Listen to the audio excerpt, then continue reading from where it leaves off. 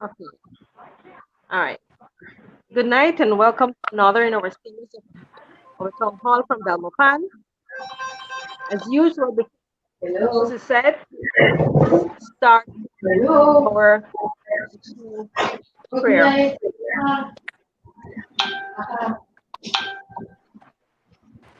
Almighty and eternal God, who through Jesus Christ has revealed your glory to all nations. Please protect and preserve Belize, our beloved country. God of might, wisdom, and justice. Please assist our Belizean government and people with your Holy Spirit of counsel and gratitude. Let the light, let your light of divine wisdom direct our plans and endeavors, so that with your help we may attain our just objectives. With your guidance, all our endeavors, peace, social justice, liberty, national happiness, the increase of industry, sobriety, and useful knowledge. We pray, O God of mercy, for all of us, that we may be blessed in the knowledge and sanctified in the observance of your most holy law, that we may be preserved in union and in that peace which the world itself cannot give. And after enjoying the blessings of this life, please admit us, dear Lord, to that eternal reward that you have prepared for those who love you. Amen. Amen. Amen. Good night, Arthur. Good night, Bobby. How are you? Not bad. Good night, Liz. Good night, Bobby. Good night to all our loyal viewers. It's quite an eventful week, Lennis and Bobby. Quite an Yes. eventful week. For having me on. Thanks for the invitation. Pleasure is all mine. All ours, actually. Yes, we are very excited to have you here. Um, Yesterday, we saw the nomination of the different candidates within the constituencies. And we know that we had a number of independent candidates. We had a number of the from the Progressive Party, and then we had the Two Mass Party also feeling its candidate. Do you want us to look at first what happened in Belmopan? Well, first, let me say this. Um, I know it is an election date was set and the process had started, and this is one of the things that are done traditionally. But this election is different than any other one that came before because this one is being thrown under the cloud of unconstitutionality. It is clear, it is known. So it really behooves me that those who are aspiring to run, who should also know what the Constitution requires, are so willing to breach the constitutional requirements. It is quite stunning, actually, that we would have persons who vie for leadership who really and truly show great contempt for what the Constitution requires.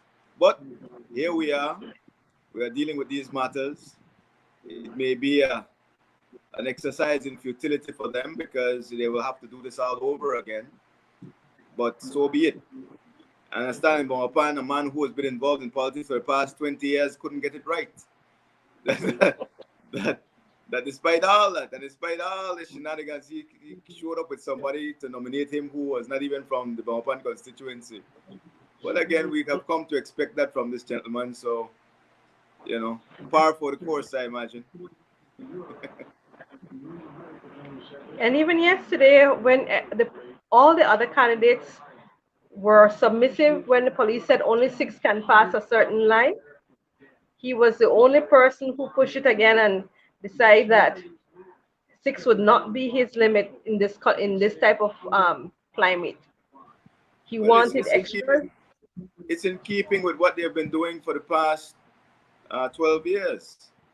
They have shown little or no respect for the Constitution. Why would we expect that they would show respect for the authorities? Yeah, The yeah. supreme law of the land is the Constitution.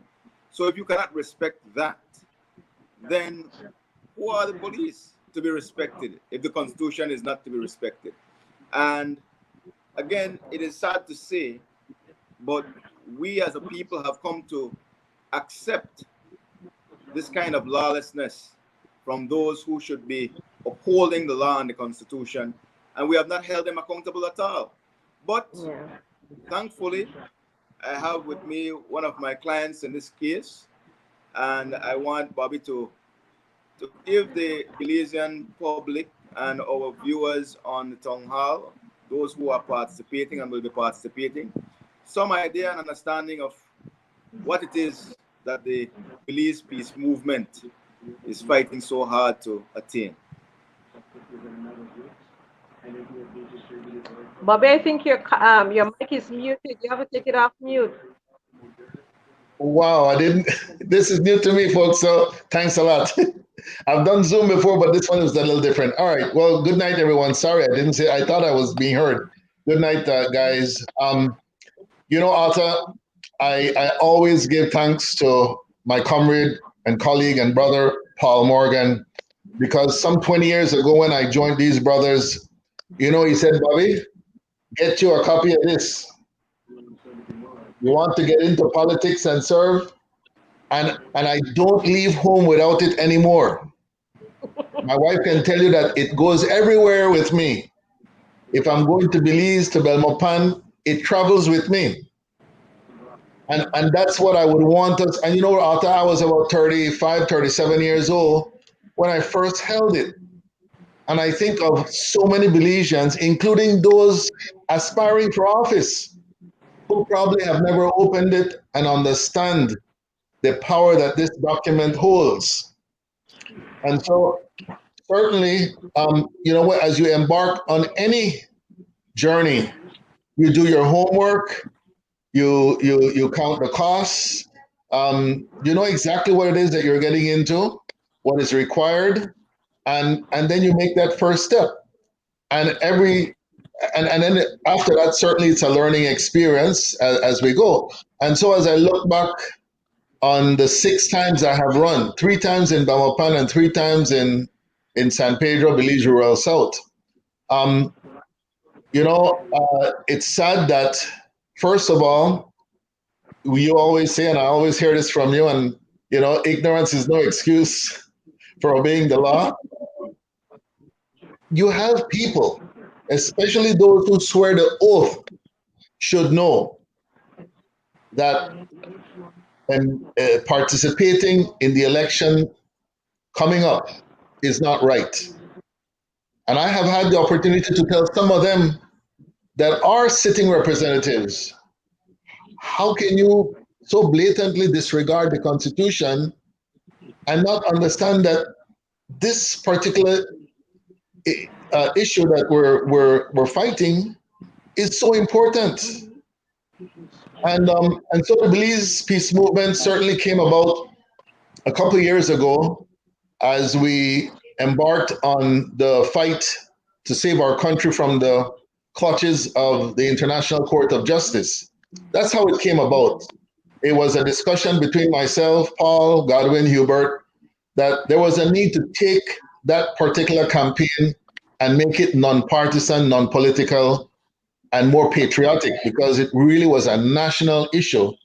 And so that's why we said, anyone wanting to come on board, set aside your party colors and we'll put Belize first. And you know yourself, we have all colors in the peace movement, but first and foremost, Belize is first. Yes. Whatever is best for Belize. And so we gave that piece, that campaign, the best we could have given it. And I say, when you do your best, angels can't do better. And we have no regrets. But I'll tell you this: a lot of Belizeans don't know that this fight isn't over. And actually, in the peace movement, we're counting the days. It's supposed to be 39, 30. I think it's 48 days from today, give or take one, that Guatemala's time will expire to place their claim to the ICJ. And I want to challenge whichever administration is hoping to take office, because the Belize Peace Movement will be right back again in full force, demanding that this issue be now declared null and void and dead, and we don't want to hear nothing more about Guatemala claim, because you've had 150 years to figure what is your claim. You were given a year, it expired. You were given 6 months more, which expires on December the 8th, Belizeans. On December the 8th, the 6-month extension expires. And it's deja vu, Arthur, because you know the history. Guatemala was given, I think it was a year or two, to respond to the British in 1859 when they made the proposal for the building of the road and the 70,000 pounds and what have you. But they went to war with Salvador. And they got caught up in that. And when they came back and they told Britain, okay, we're ready to accept your offer, Britain said, but the time expired. And that was the genesis of the claim. Well, here we are in 2020, and they've been given a year to tell us what it is you're claiming. The whole country, half the country, Toledo, the year expired and they blame COVID, right? COVID came 9 months after. In fact, almost a year after, because that started in June. So it's 9 months. 9 months after, and they blame it on COVID. They wanted a year. They got 6 months. Bobby, let me give you another perspective on things. Huh? One that I don't think many people have been thinking about at all. Yeah. But there is the situation where, as we have now, a government that has been unconstitutionally instituted by virtue of acting ultra vires the Constitution and not having redistricting be done. The question that invariably follows is, can there be any valid decision made by an invalid or unconstitutional government or administration? And I endeavor to say no. Once an administration is acting ultra vires the Constitution, its decisions are null and void. That is true. Here's the situation. From 2004, the government of Belize have known that there was a need for redistricting. In 2004, a task force was put in place, headed by the likes of our President Gatsby Ramos, to look into the problem of redivisioning by virtue of the fact that a number of the constituencies had already exceeded their constitutional limits. Now, 2004, this was done. That was some 15 years before the ICJ challenge came about and who will vote for the referendum. So from all that time, successive administrations of the government of Belize knew that they were acting outside the scope of the Constitution and continued to do so. And would continue. And still want to continue to do so. None of these decisions are binding on the people of Belize. Now, this is where I believe we as a people need to understand and appreciate the danger we are in. Because we have been operating so loosely with the document that gives the country its identity and its legitimacy, to the point where if it is that internationally it is seen that everyone in Belize accepts this lawless position, then who is going to respect the state? We're open to be violated in the most heinous ways. A little band from Guatemala, Salvador, or Honduras can come in here with arms, with force of arms, and do with us what they will. Because at this point, who could we turn to? Which international charter organization can we turn to? Can we turn to the UN at this point when we're acting ultra vires our constitution? Can we turn to the OAS while we're acting ultra vires our constitution? We're basically putting our country up for somebody to come in and say, we're going to take this. Yeah. Because obviously, you guys don't understand what it means to be a democratic nation, and obvious you don't want to abide by laws. We say we're a Well, country of laws, but we ignore the most important and supreme law. The Constitution. and that is why the peace movement stepped up over a year ago and decided we would challenge this, knowing that a re-registration had just been completed, knowing that as best as possible, it had some integrity, and we informed the Elections and Boundaries Commission that it was time to redistrict. No answer. The following month, we sent another letter. No answer. I met the chairman in a parking lot, and he came to me, Doug Singh, and said, Bobby, I want you to know that I received your letter, and I'm waiting. I forwarded it to the political parties, the directorate, and I'm waiting for instructions from them. Never heard anything else. We gave them another month, so 90 days. And then, of course, you've been with us all that while. And we initiated what it is that we are in court right now with claim number 55.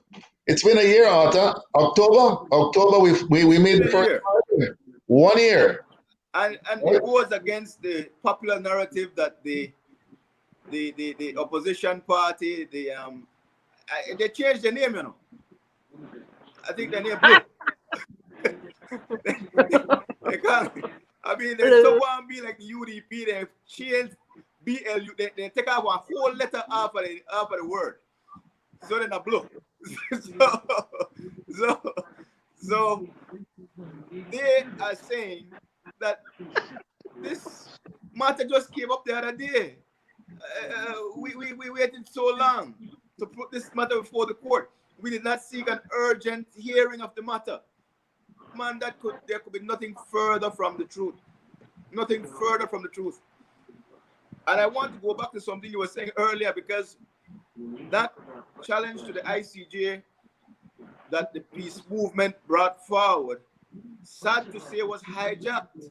Was hijacked. Well, same people who you were with to us. hijack the injunction. No, I mean, really.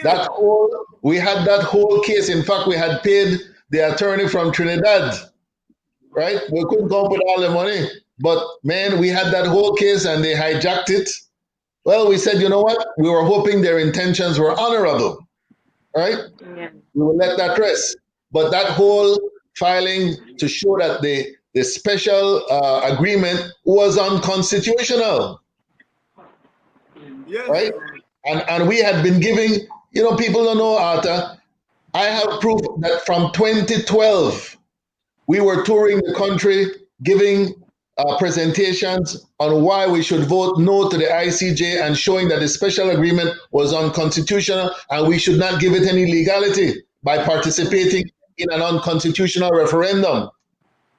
Exactly, you said a mouthful just now. We can turn to the UN because the UN has said, man, resolution, was it 1520 of 1980 or whatever? Your country was intact with all 8,867 square miles, and now you come back and you say, please confirm it for us.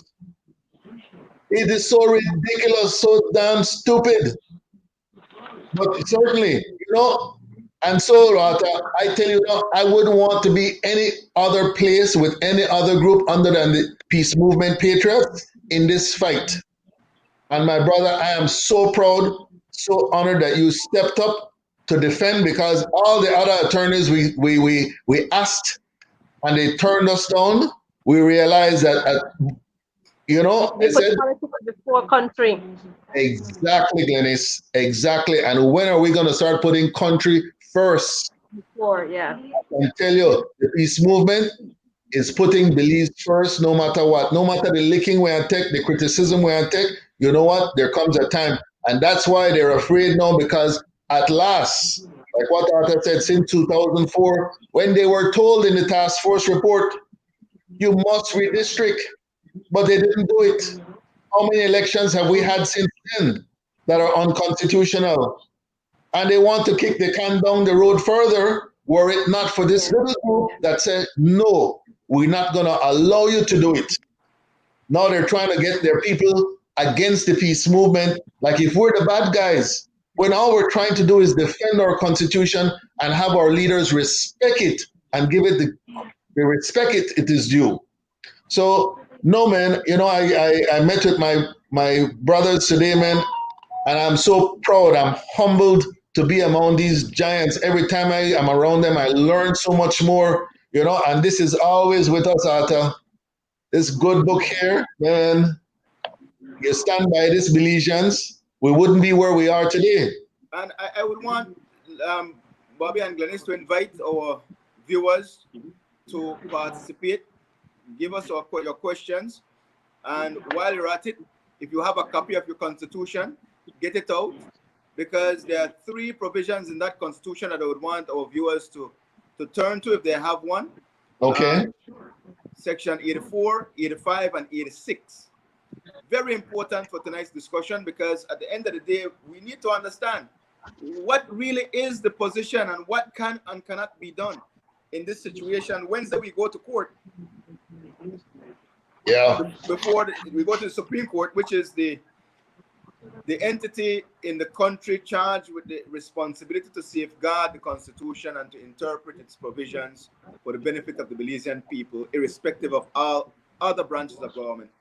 So it is going to be monumentous, because this question has never been asked in Belize before, but we're at a seminal moment in Caribbean history.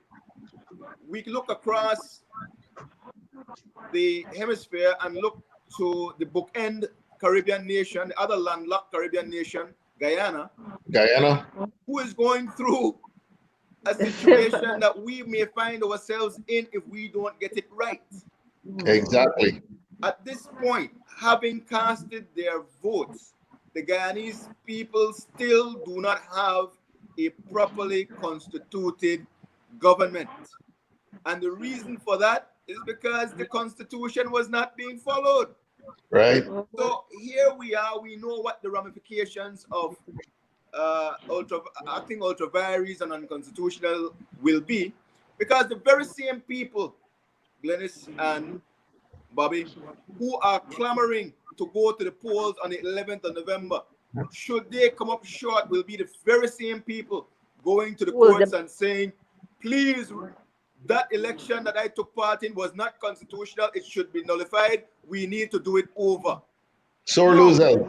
How irresponsible will that position be when you are asking the Belizean people who already are taxed, don't have finances, and are being put in a position where their health will be placed at risk unnecessarily during a pandemic?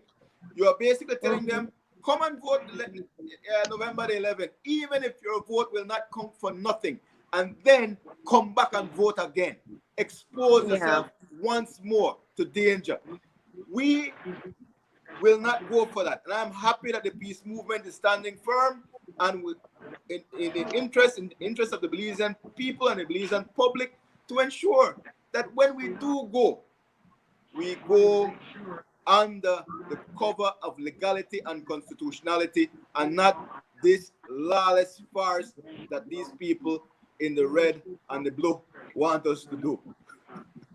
Certainly. Because at the end of the day, it's not a fight for Bobby or Arthur or anybody else in the peace movement. It is a fight for Belizeans to have their rights given to them, and for them to have equality in their representation. That's the bottom line. What we are fighting for will not make any person who is fighting right now a bigger person. It will be making you as a Belizean being able to have that equality that everybody should have. Nobody should be better than anybody in Belize, or have an opportunity better than anyone else. That's We're right. not living in a farm. We should have that in our country. And I want the viewers to understand this and our audience to understand this, guys. You see, November the 11th is going to mark the last time you see many of your politicians, because you didn't see them for the past 4 years, 2.5 years, yeah. 4 years, however many months and days it was before election time came up. But you're seeing them now quite regular, and they're bringing gifts to you. Now, imagine this. November the 11th, election happens, you don't see them again for another 5 years. Well, the peace movement want to ensure that you spend a very good Christmas. They want the politicians to come to your door every day to Christmas and beyond. So you get ham, you get turkey, you get blue note, you get, you get 50 note. For a longer period of time, this will be the longest election period, I believe, for people who want to eat good, or have a very good Christmas because of the peace movement. Finally take care of the people. Finally. Yes. Take care of the tax money, and it's not going into somebody's pocket. Right. Wha- You will see One your of favorite politician more than you've ever seen them in your entire lifetime. But Glennis, you said something very important, and I want to read from the UN Declaration on Free and Fair Elections, which is something that Belize signed on to, and it's Article 2.6. We signed on to this, you know. We also signed on to the Inter-American Democratic Charter. But this one says, every voter is entitled to exercise his or her right equally with others and to have his or her vote accorded equivalent weight to that of others.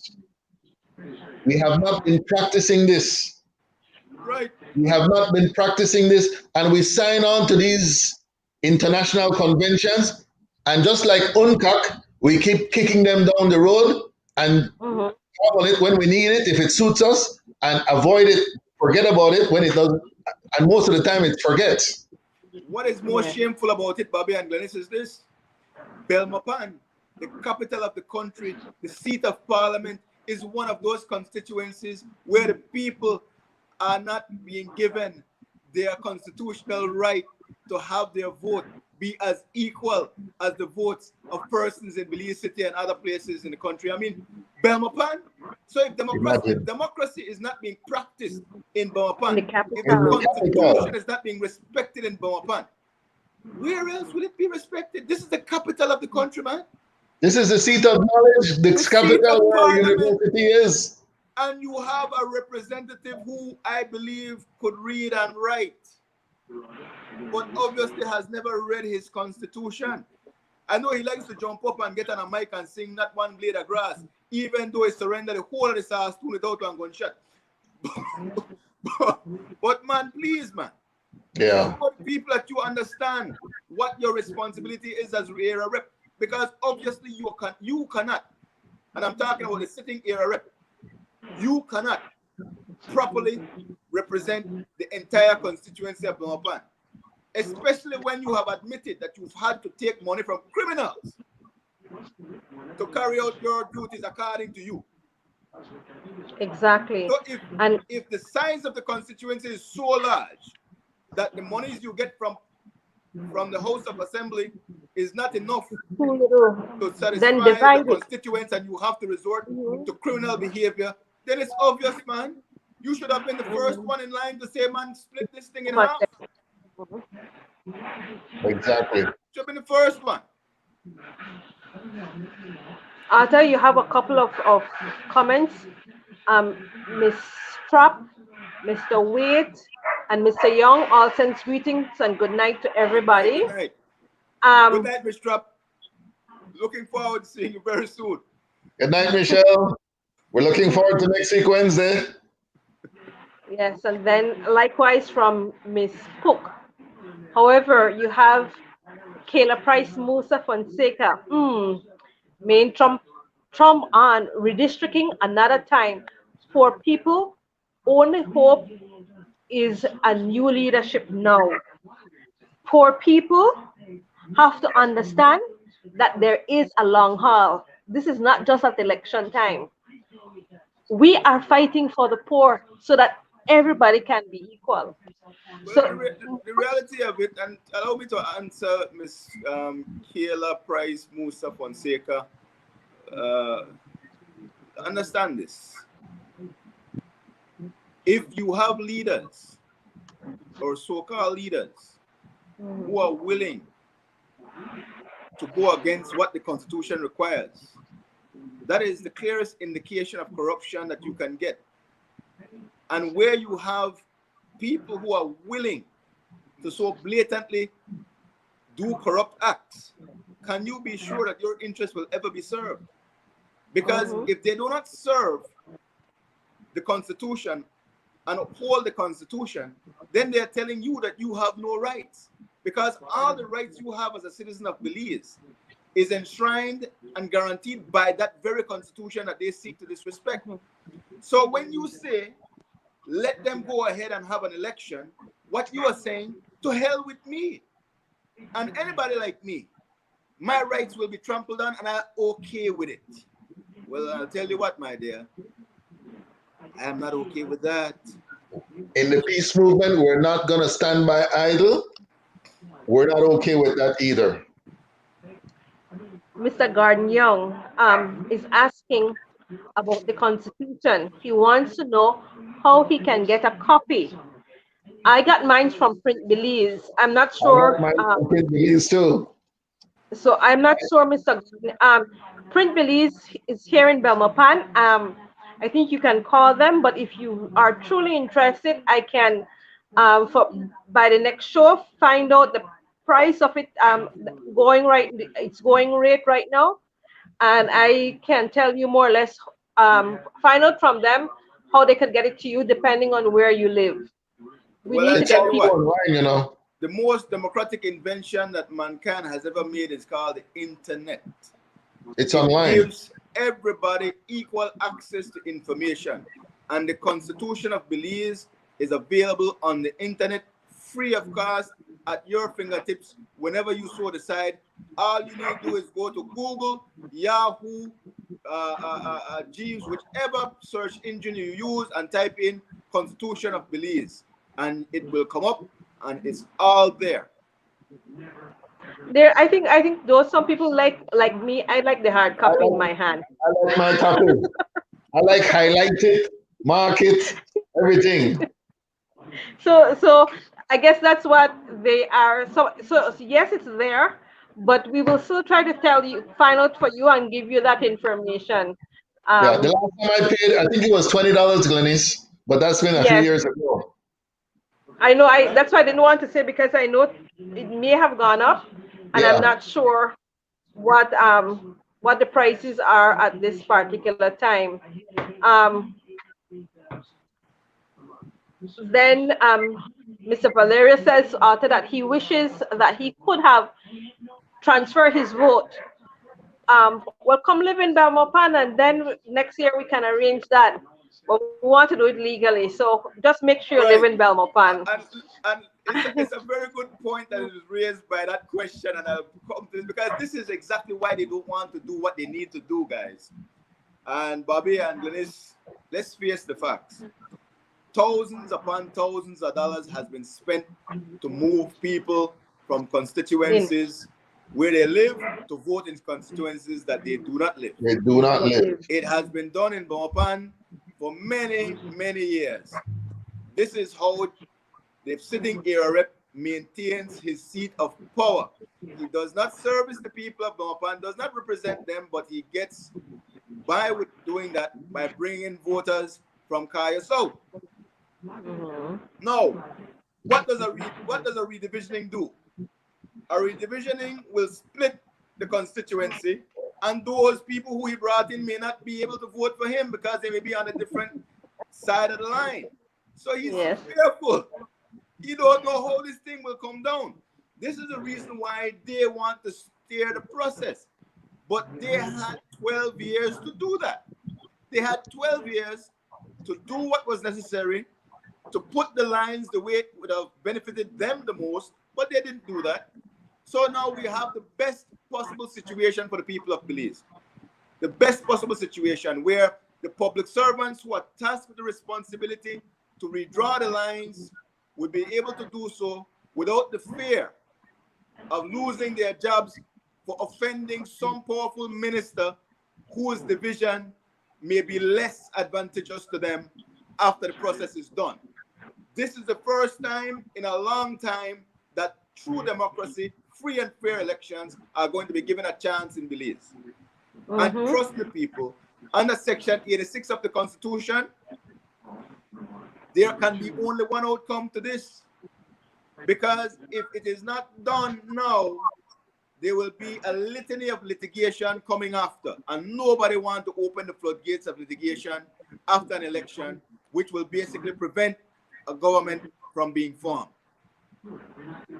So Miss Teresita, Victoria, and Sergio says good night. And then we have Mr. Parham. He said, you people have no chance of winning. And if you delay this election, people will not forgive you. Do this for the next election. Consolidate yourself, get your act together, and maybe you will have a chance in 5 years. See, he doesn't understand what we're doing. This is not about winning. Young This man, is get about true representation. Well, Mr. Parham is entitled to his opinion on these things. I would invite him to read the Constitution and understand that what we're fighting for. What is being done is pursuant to that very Constitution.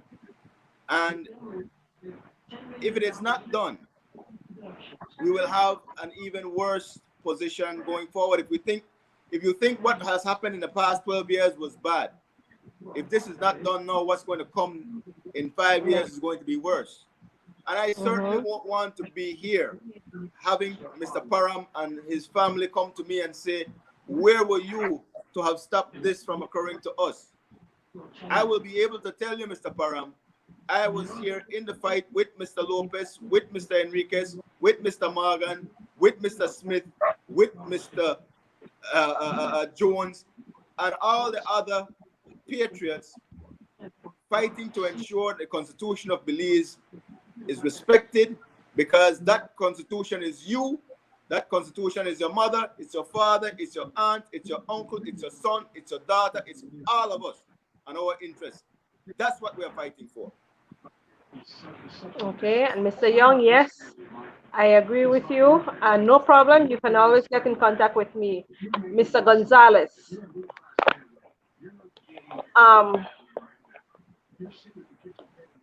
He said, but you went for nomination, the contradiction arise. Why you went? That simple action say you want election boss. You concern had creedy, but your action does not. Mr. Gonzalez after Saldiva, he's saying that you went to get nominated after. No, I did not. I did not, Mr. Gonzalez. I did not. As Paul said this morning on Krem, no? It hurt our hearts when we watched what was taking place today. Right? Young man, again, I encourage you all. Know your constitution, know your rights, know what makes you a Belizean, what your freedoms are, what your responsibilities are, what your rights are, and then you will be empowered. And then nobody will take advantage of you. I encourage all Belizeans, get you a copy of the Constitution, folks. Know what the Constitution stands for. It's the most important document. And it has to be said that Arthur did not go for nomination. He did not participate in the process because he does not believe in the process. And that's the reason why he didn't go. Okay, so we want to make that particular point clear. Is tainted with unconstitutionality, and I will not willingly and knowingly do anything that is unconstitutional. You know, Arthur, it came to mind that I wonder if the OAS will even bother coming to our next election when they've warned our country, our government, 2 elections in a row, 2012 and 2015. You need to do this thing so it conforms to your constitution. They sent it in the report of 2012. They repeated it and reiterated it in the report of 2015. Here we are at 2020. the OAS is probably saying, you know what? You guys aren't serious, man. You guys are not serious. This is the extent to which I can refer to this document. This is the extent of it. I can show it to you, the audience.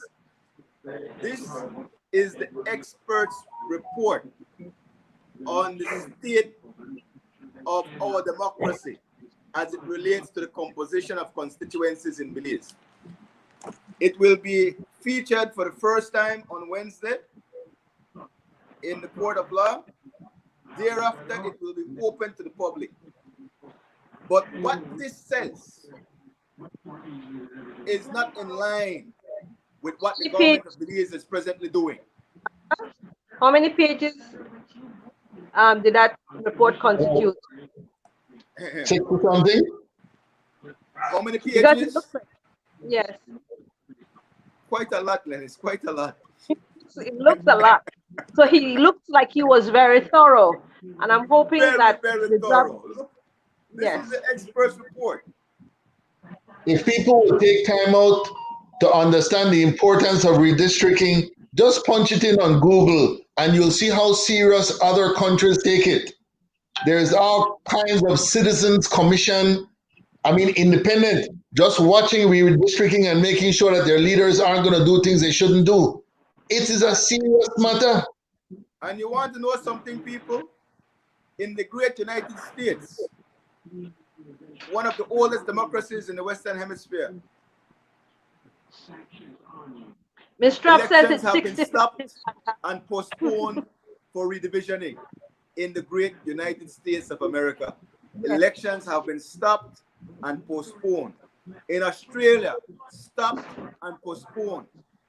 In Korea, stopped and postponed. So It's don't serious, tell us, man. It is serious. They take it very serious. don't tell us that in Belize, an election cannot be postponed so that the constitution can be adhered to, because in other countries that are true democracies, it is done. So unless we are satisfied that we are living on a plantation where some are masters and some are slaves, then and only then can you accept that an election which is supposed to be constitutionally mandated and constitutionally conducted could not be stopped so that it can be so constitutionally done. And like Amira said, none of the viewers have a constitution. I'm not sure if a lot of people, I think, don't have a constitution. And Mr. Young says, Arthur, that's so true, because I've never read our constitution. Now I have to educate myself. And again, as we've stressed before, these are some things that should be taught in our civics at primary and secondary and tertiary level institutions in Belize, because only that way we start to find how to love our country. In loving our country, we love ourselves, because it identifies who we are. And so it is important for us to start to have Belizeans understand the trueness of what it is to be a Belizean, to stand up for your country, to fight for that piece of land that we call Belize. And if we don't try to put it in there, our generations after generations will never really truly see the importance. Patriotism is important. And that is the reason why I think sometimes we are where we are, because people have no interest and love of country. Unfortunately, you said a mouthful. It is true. This document to the citizen is what the Bible is to a Christian. Every home should have one. Every home and parents should spend time with the children, teaching them. And I totally agree, it needs to be taught in our schools so that when young people reach 18, they will be looking forward to getting registered, and they will be looking forward to participating and exercising that citizenship right to vote. And at the end of the day, at the end of the day, go ahead, Gladys. At the end of the day, what people like Mr. Param needs to understand, you have a constituency, and when I looked at the date, because election and boundaries doesn't have an updated data, but to date you can find, I think, up to February, March. And when you have a constituency like Fort George that only has over 1,000, 1,500, 1,800 between that people, and you have a constituency like Stan Creek West that have over 8,000 voters. 9,207. Okay, so 9,000. Imagine you have two. Let's move up more than what we give Fort George 2,000, and when you Well, let me take give you that an No, example. they 2,000 have and less. They have multiply by less. 4, 17, I believe it's 1768 as of the end of August, and Stan Creek so West has so 9,000. Is a 520% difference. And here's the significance of that, imagine. Glennis and Bobby. In 1981, when Belize became independent, there was a floor and a ceiling set Right. for the limits of constituencies in terms of how many people are to be there, how many voters. The floor limit was 2,000. The Right. ceiling limit was 3,000. 3,000. So the present composition of the Fort George division does not meet any criteria to be a constituency at any time period in the history of independent Belize. That's So right. we know, so we understand why Henry Charles will squeal, because his constituency should be null and void. Right. And again, fighting for power, you'll find out that the Lee City ultimately will have less constituencies. They And have again, one third of the population, he should not squeal. one third. He should not be. He should not feel any way about this, because what will happen with Fort George? It will go into Caribbean shores. It will stay inside the family. His beloved brother is going to be the one representing Fort George. So what's the problem? They wanted to walk Problem right is into the it one, once. one of them, it's a royal thing. The same way how Dean Barrow wants his son and his sister, Musa wants the two sons. So it Think has of to it. be with power. And the They are family will still have representation, man. Really? To think of it. You know, it's all about numbers, right? So 1,788 voters. But make we do like what Glennie said. Well, I give it the 2,000, which it doesn't have because it was shut off, I think, September 14th or 15th. But the numbers we have is up to the end of August. You know that as a rule, we might get 60% turnout. So mhm, 60% of 1788 is right at about 1,000. mhm. Yeah. It only takes 50% plus one to win the election. Right. So Henry Charles could actually win with 501 votes. Exactly. 501 votes. Now let's go to Stan Creek West, which has 9,207. Right. Me Now, 4,000. and do the math again. 60% shows out, maybe about 5,000 people. The winner could walk away with 2,501 votes. So you see the disparity there. You Right. cannot have it, folks. It doesn't work that way. But very interesting what you brought up with the original constitution having the limits in 1988, as we have shared in our discussions, and it's open for the public to research. The 1988 Prime Minister Esquivel brought it to the floor. At that time, the Honorable Florencio Marin was the leader of the opposition because George Rice had lost his seat. So Florencio Marin was the leader of the PUP. They both agreed that they could not go into the election in 1989 the way the constituencies were populated. They had several constituencies had more than 3,000 voters. So Right. they both agreed that had to change. And that became part of the Second Amendment to the Constitution, which Certainly took out was. the limits of 2,000 and 3,000 and put in they shall be nearly as equal. Mhm. No, Bobby and Glennis, I want to read something from the Constitution because it's important. Because there is this belief that because the House of Representatives is dissolved, that is the end of things, and that No. Parliament is now defunct, which is total nonsense. Yeah. Section 84, subsection 5 reads, if between a dissolution of the National Assembly and the next ensuing general election of the members of the House of Representatives, an emergency arises of such a nature that, in the opinion of the Prime Minister, it is necessary for the two houses or either of them to be summoned before that general election can be held, the Governor General may, by proclamation published in the Gazette, summon the two houses of the preceding National Assembly, and that National Assembly shall thereupon be deemed, except for the purposes of Section 85 of this Constitution, not to have been dissolved, but shall be deemed to be dissolved on the date on which the polls are held in the next ensuing general election. Simply put, Exactly. should the court rule that there is a constitutional crisis which constitutes an emergency, requiring the Election and Boundaries Commission to do what the Constitution requires in making the proposal to Parliament to redistrict before the next general election, it will be incumbent on the Prime Minister to go to the Governor General, to have the Governor General withdraw the writ so that the House of Parliament can be reconstituted for the purpose of dealing with the emergency.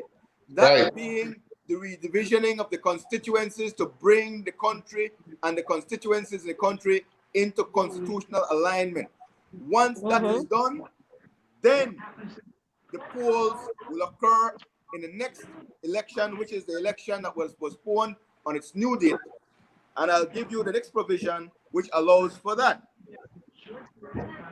Section 85 of the Constitution of Belize reads, a general election of members of the House of Representatives shall be held at such time within 3 months after every dissolution of the National Assembly as the Governor General, acting in accordance with the advice of the Prime Minister, shall appoint. Now, the House was dissolved last month in September. No, sorry. October. Was dissolved October this month. Okay. The 11th of November will be 1 month since the dissolution.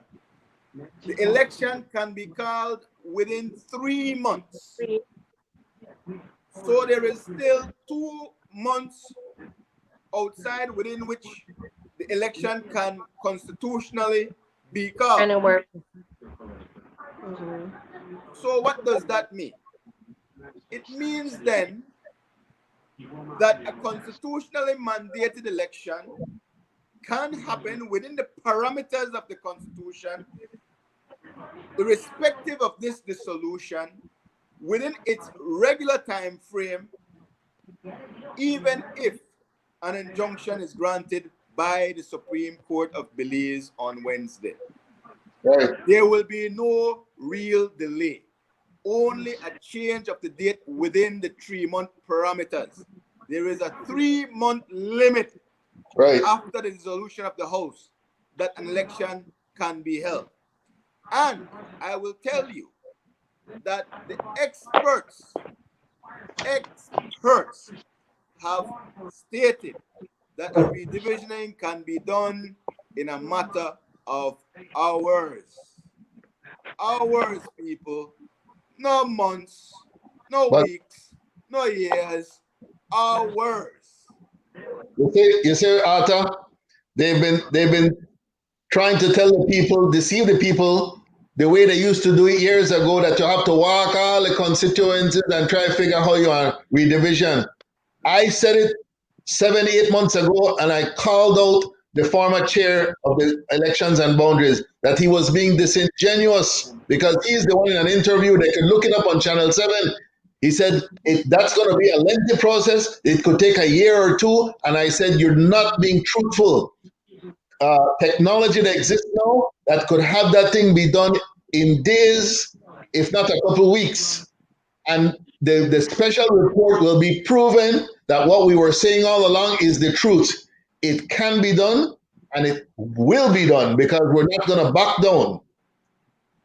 The thing is, just a week and a half ago, you had, I'm not sure, the lady from the election and boundaries. I think she's not the chair. Chief Elections Officer.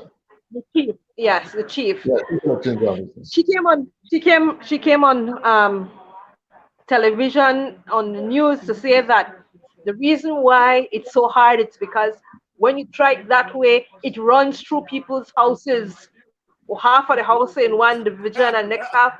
And I'm like, where is who in this day and Really? time Really? does she? Uh, what?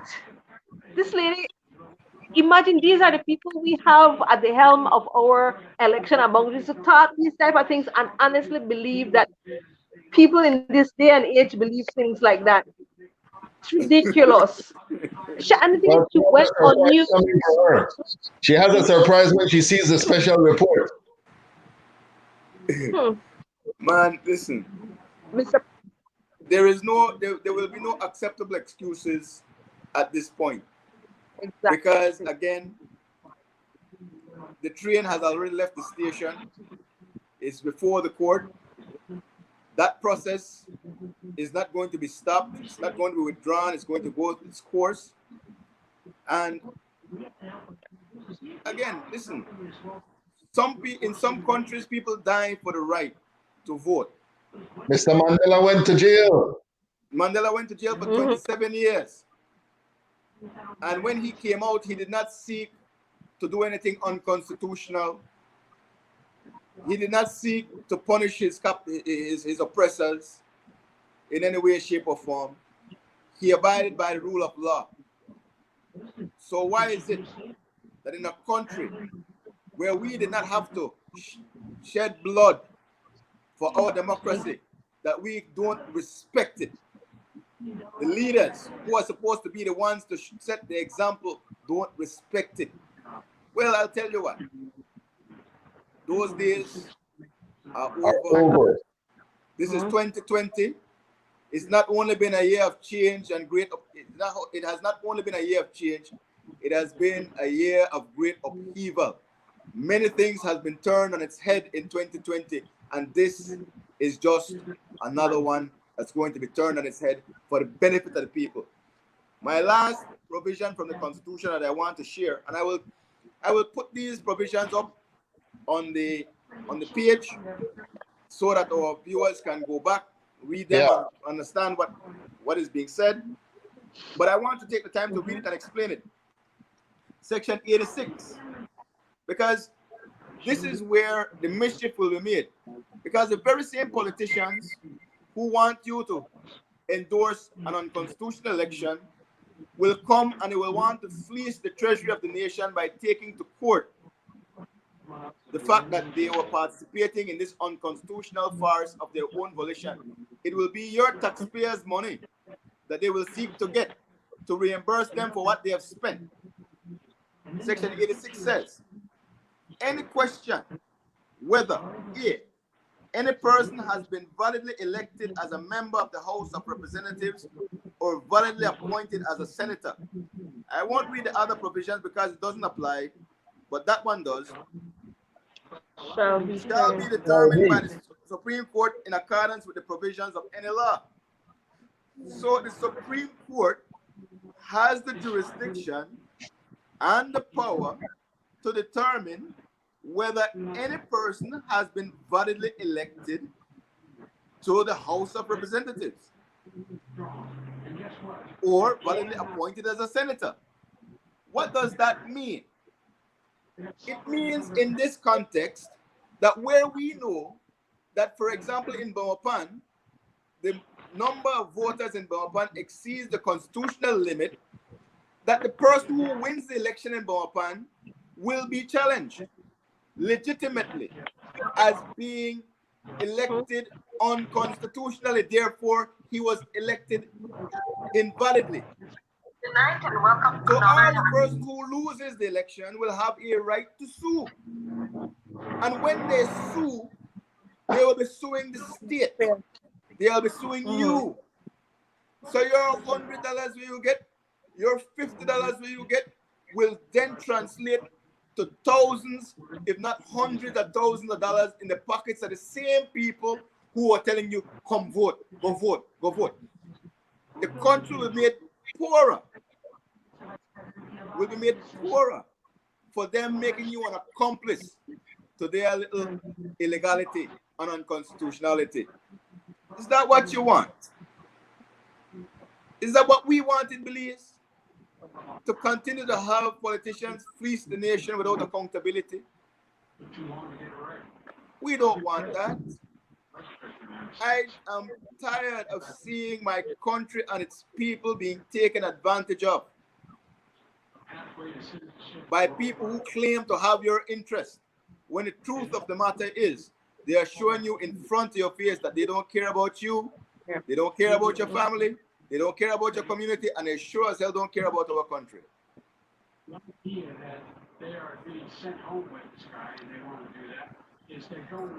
That is true, boy. That is true. I want to tell my people, man, good things come to those who wait.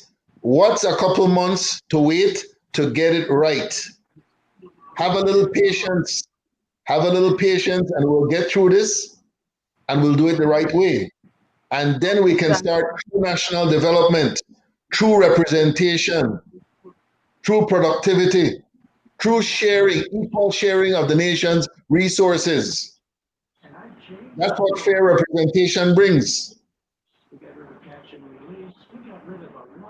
You're not, even if not for you, but for your children. You need to make sure we stand and we want better for them.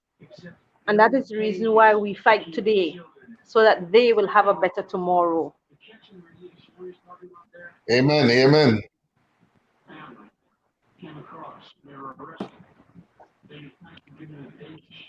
I see Mr. Okay. Palmer having a little change of heart there. You know, Arthur, our young people just need to be explained, man. And I think just like Mr. Param, when he understands and when he can read, and just what we're saying, Mr. Param, go on the internet, look at the Constitution, educate yourself, son. You look like a young person, at least from the picture. Yeah.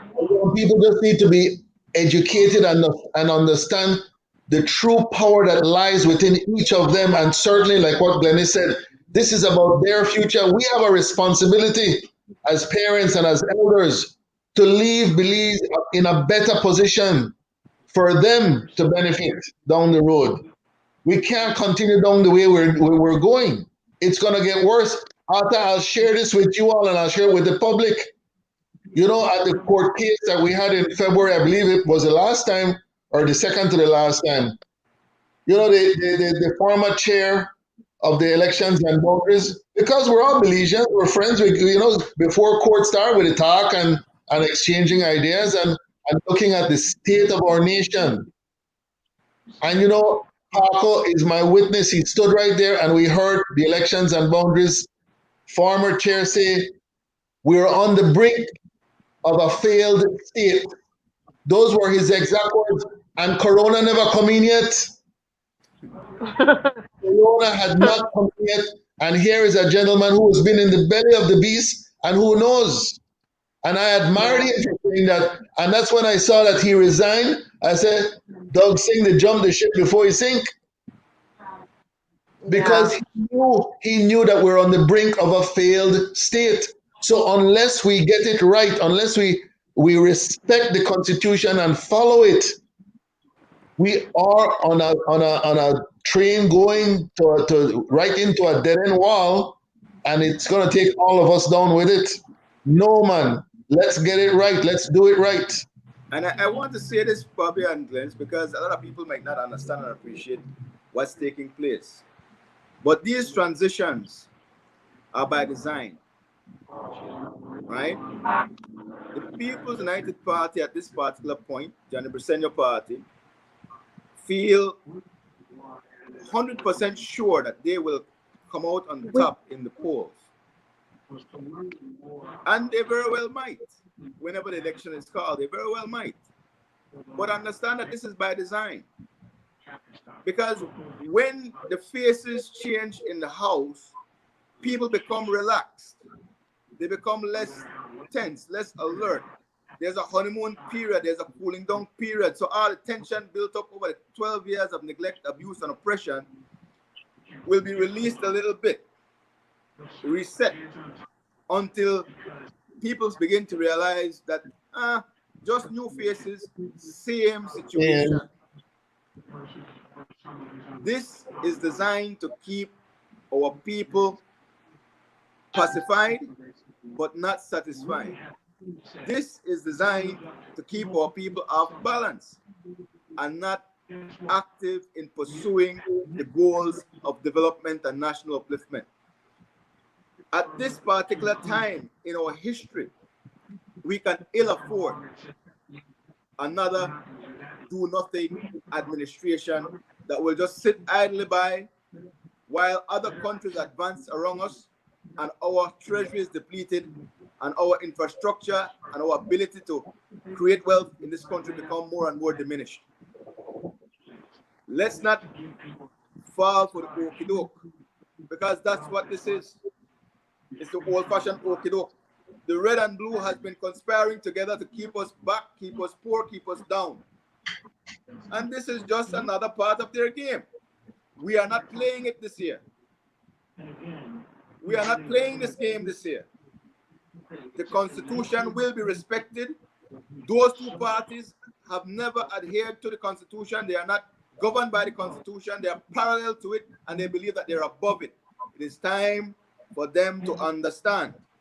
Until you put in place a mechanism to be registered, where you are held accountable for the millions of dollars that go missing from the Treasury every election time, then and only then will we subject ourselves to being dictated to by the likes of you. We will not accept any dictatorship at this point unless it is coming under the Constitution. And when it comes under the Constitution, it's not dictatorship. It's not It is the rule of dictatorship. law. That's right. I think a lot of times is that our people have forgotten that in a true democracy, it's the people that are sovereign, not the parliamentarians, not the area reps. You see, we have figured that, you know what, the only ones that need to know the Constitution are those who are up in power. Far from that, folks. We, the people, are sovereign in a democracy.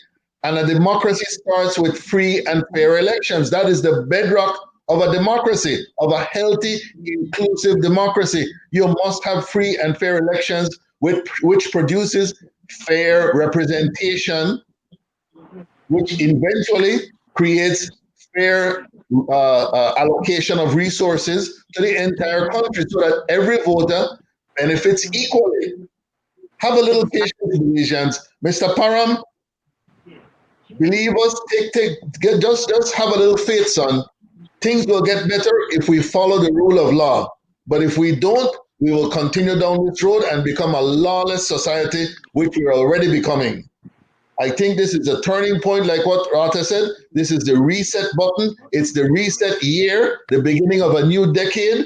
Come on, man, let's get it right. Exactly. Exactly. And at the end of the day, what we need to let people see and understand that if we are truly fair, we will get better representation. Because at the end of the day, that's what we need to hold our politicians accountable. And they will know that, yes, people are now seeing how they can hold them accountable, and we can fight for more ways in which we can change how governments are operating. Right. So this is the first step.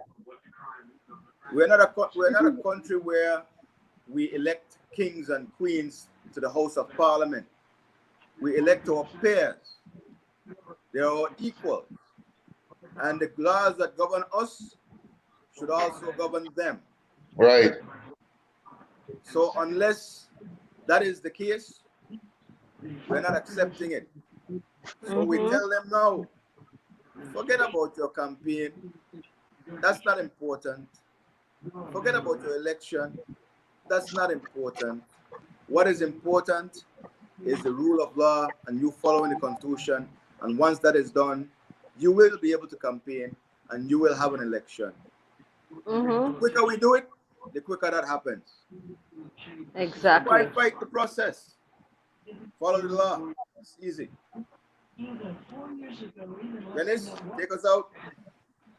And with that, we say thank you very much for spending the last hour with us. We highly appreciate. Mr. Lopez, thank you so very much.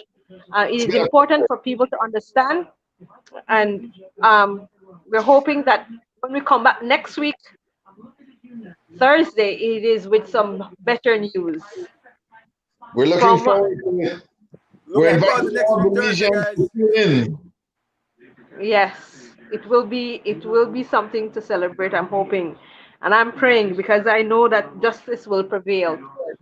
From Belmopan, we say thank you for spending time and watching us. All our viewers, thanks and good night. Good night, Bobby. Good night, Hawker. Good night. All